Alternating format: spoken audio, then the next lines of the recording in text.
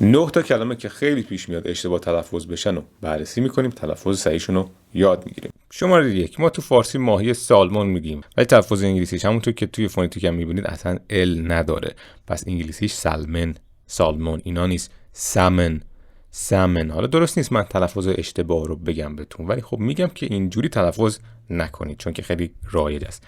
شماره 2، میم، ممه نیست، میم یعنی چی؟ یعنی همین عکسایی که اینجا میبینید، عکس‌ها و جوکایی که توی سوشال میدیا وایرال میشه رو میگن میم.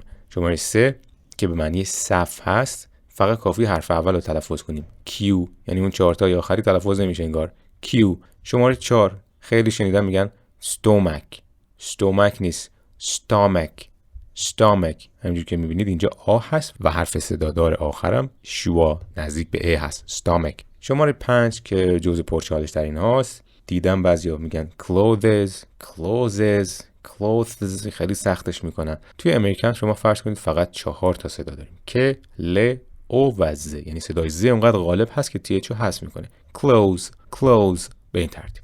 شماره 6 تو فارسی ما میگیم کلونل، ولی انگلیسیشو ببینید colonel کاملا متفاوت از تلفظ فارسیش.